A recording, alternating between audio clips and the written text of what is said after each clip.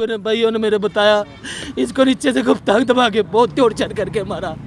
12 बजे से मारा इसको, कम से कम 9 बजे तक टॉर्चर कर रहे थाने के पीछे। सहारनपुर के अंदर भी इसकी घटना, मैं रोजों के लोगों के लिए खड़ा हुआ, मेरा खुद का बच्चा मार दिया। आपको किसी पे शक है? भैया जो वंशिका की मम्मी है, उसका भाई, उनके घर पे कोई बंदा पड़ा, जब इसके बच्चे का फ़ोन, इसका फ़ोन उठाना चाहिए, इसका नंबर वो लॉक होगा तो चले नहीं करे। हम तो लगातार फ़ोन कर रहे, एक फ़ोन तो उठाते, 9 बजे तक इसका कोई फ़ोन उठाया, उन्होंने अपने भी फ़ोन उठाए। लोकल के डॉक्टरों को बुला के दिखा देते, किसी को पड़ोस के लोगों को बोल देते, वही दिखा देते, वही अस्पताल ले आते। भैया कोई भी इंसान इतना तो छोड़ दे भैया। भैया मुझे इंसाफ चाहिए, मुझे जिलेन चाहिए, फांसी दिलवा दो। मेरे बच्चों की जैसे टॉर्चर करके मारा ना, उन कुत्तों को ऐसी सड़क पे नंगे मौत दे दो, काट दो उनके बॉडी के अंग भी भैया। नमस्कार, आदाब, आप देख रहे हैं अस्तित्व टाइम्स। छात्र का मिला शव, कई घंटे से था लापता, लड़की के घर से मृत मिला छात्र।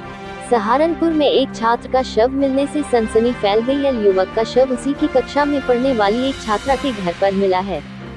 वहीं सूचना पर पहुंची पुलिस ने शव को पोस्टमार्टम के लिए भेज दिया है। मृतक युवक के परिजनों ने हत्या का आरोप लगाया है। थाना सिटी कोतवाली के मोहल्ला राधा विहार कॉलोनी में रहने वाले अजय शर्मा के पुत्र उज्जवल शर्मा 17 वर्ष का शव एक युवती के घर मोरगंज थाना सिटी कोतवाली क्षेत्र सहारनपुर में मिला है। मृतक युवक 11वीं का छात्र था। मृतक छात्र के चाचा अर्जुन शर्मा के अनुसार उनका भतीजा उज्जवल शर्मा अपने घर से कोचिंग के लिए निकला था, लेकिन वह जब समय पर घर नहीं पहुंचा तो परिवार के लोगों में चिंता हुई। उन्होंने बार बार छात्र के फोन पर कॉल की, लेकिन उसने फोन नहीं उठाया।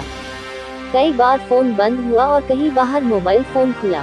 फोन पर लगातार उससे संपर्क करने की कोशिश की गई। जब देर शाम तक वह नहीं लौटा तो उसके दोस्तों से संपर्क किया गया। उसके दोस्तों ने बताया कि हमें पता है वह कहां पर है।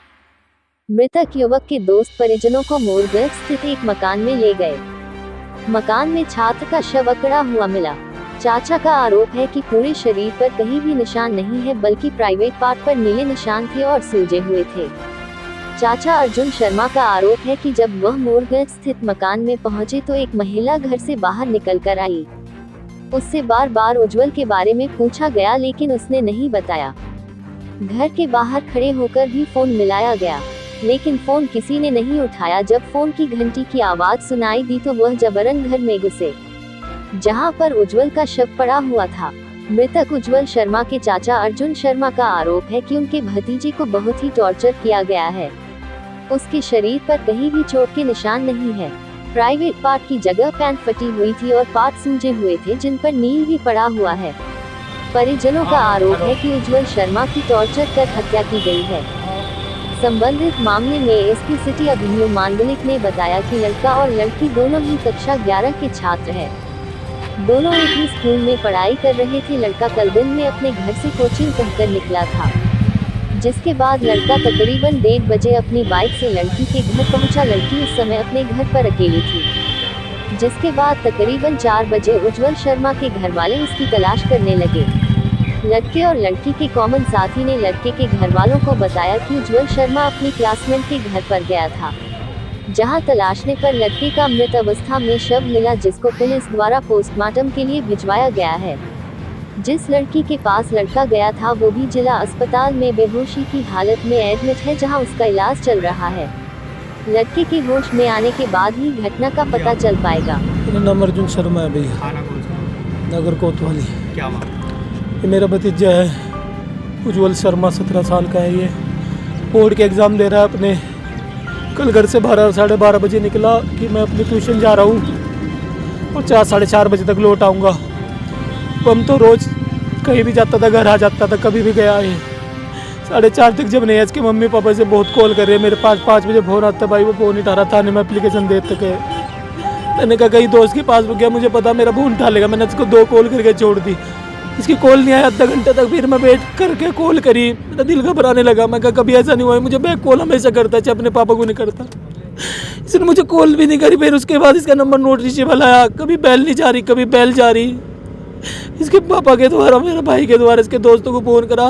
वो दोस्त बेचारे भगवान का रूप बन गए। वो मैं लेके ढूंढ ढांड के इसके किसी के घर लेके मोरगंज में 9:30 बज गए हो गए जब हमें लगभग। 12 बजे से हमारा बच्चा गया, 9 साढ़े 9 बजे उनके घर पे मिल रहा। उसको फ़ोन करे, उसकी माँ फ़ोन नहीं उठा रही। बच्चे कह रहे मम्मी आंटी इनके घर के बहुत परेशान है, इनके बच्चे को बता दो घर वहाँ से कहाँ है। वो फ़ोन उठाती है, कभी नहीं उठाती। हम सड़क पर पागलों की तरह खड़े, वहाँ जाके देखा हमारे बच्चे के नीचे से इतनी पैंट पिट रही, इतनी यहाँ से बस, कहीं बॉडी पे निशान नहीं, इतना पेट ऊपर करके बॉडी ठंडी सारी ऐसे हो रही, बिल्कुल पत्थर। हम सरकारी अस्पताल ले गए भैया, हमें कुछ नहीं सोचा, हमारा बच्चा बच जाए बस। क्या लग रहा है आपको, किसी पे कोई शक है? भैया हम सरकारी अस्पताल लाए, उन्होंने कहा भैया तो बच्चा आपका मरा हुआ। हमने कहा हमारा बच्चा जीवित है, हम दूसरे पे लेके जाए, तारावती ले गए भैया। हम जिसके बाद हमें लगा जब चोट नहीं, मैंने डॉक्टर साहब इसको कई जहर खाया, बता दो हमें, कोई बात नहीं, हम अपने बच्चों को घर ले जाएंगे। इसका गला घोटा कोई भी हो, हम घर ले जाएंगे, बता दो। डॉक्टर कह रहे हो जी बस के निशान, इनमें क्या बता दूँ भैया। हमने पेट पट रही, मुझे मेरे परिवार के लोगों ने भाइयों ने मेरे बताया, इसको नीचे से गुप्तांग दबा के बहुत टॉर्चर करके मारा। 12 बजे से मारा इसको, कम से कम 9 बजे तक टॉर्चर कर रहे हैं थाने के पीछे। सहारनपुर के अंदर भी इसकी घटना, मैं लोगों के लिए खड़ा हुआ, मेरे खुद का बच्चा मार दिया। आपको किसी पे शक है? भैया जो वंशिका की मम्मी है, उसका भाई, उनके घर पे कोई बंदा पड़ा, जब इसके बच्चे का फोन, इसका फ़ोन उठाना चाहिए, इसका नंबर में लॉक होगा तो चले नहीं करे। हम तो लगातार फ़ोन कर रहे हैं, एक फ़ोन तो उठाते। 9 बजे तक इसका कोई फ़ोन नहीं उठाया, उन्होंने अपने भी फ़ोन उठाए। लोकल के डॉक्टरों को बुला के दिखा देते, किसी को पड़ोस के लोगों को बोल देते, वही दिखा देते, वही अस्पताल ले आते। भैया कोई भी इंसान इतना तो छोड़ दे भैया। भैया मुझे इंसाफ चाहिए, मुझे जिले चाहिए, फांसी दिलवा दो। मेरे बच्चों की जैसे टॉर्चर करके मारा ना, उन कुत्तों को ऐसे सड़क पे नंगे मौत दे दो, काट दो उनके बॉडी के अंग भी भैया। भैया प्लीज़ पैर पकड़ता हूँ भैया, प्लीज़ प्लीज़ भैया। ये प्रकरण एक कोतवाली नगर थाना क्षेत्र में आया है। ये प्रकरण मोरगंज जो एरिया है वहाँ का है। वहाँ पर कल उज्ज्वल शर्मा, इनके पेरेंट्स के द्वारा बताया गया कल रात में कोतवाली नगर थाने में आकर कि जो उनका बेटा है उज्ज्वल शर्मा, वो एक घर में अनकॉन्शियस स्टेट में मिला है।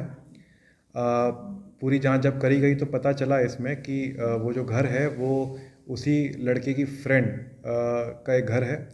दोनों साथ में स्कूल में पढ़ा करते थे। उज्ज्वल शर्मा की भी एज को 17-18 की है, इसी तरह लड़की की भी एज 17-18 की है, और दोनों साथ में स्कूल में साथ में पढ़ते थे। दोस्ती इनकी 2-3 साल से थी और अभी बोर्ड के एग्ज़ाम्स में भी साथ में पढ़ाई कर रहे थे।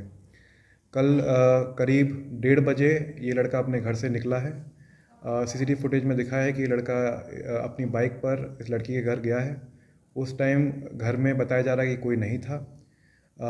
उसके बाद से ही इसने अपने घर वालों के फ़ोन रिसीव नहीं करे, कोई मैसेज का जवाब नहीं दिया, और शाम को जब घर वालों ने ढूंढना स्टार्ट किया तो किसी कॉमन फ्रेंड के माध्यम से, दोनों का जो कॉमन फ्रेंड था उसके माध्यम से उनको पता चला कि ये लड़की के घर में है।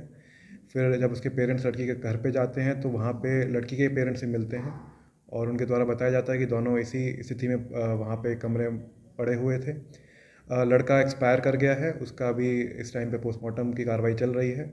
पैनल द्वारा पोस्टमार्टम कराया जा रहा है। उसमें मेरे द्वारा भी घटनास्थल का निरीक्षण किया गया है। वहाँ पे कल रात को भी फील्ड यूनिट को भी भेजा गया था, जो आसपास जो उस कमरे में एविडेंसेस हैं या उस घर के आसपास कोई एविडेंसेस हैं वो कलेक्ट करने के लिए। अभी तक ये घटना में ये क्लियर नहीं हो पाया है कि ये इनके द्वारा खुद ही किया गया है या किसी बाहरी व्यक्ति के द्वारा ये पूरी घटना को पारित किया गया है। अभी जो इसमें लड़की है वो अनकॉन्शियस है, वो अंडर ट्रीटमेंट है हॉस्पिटल में।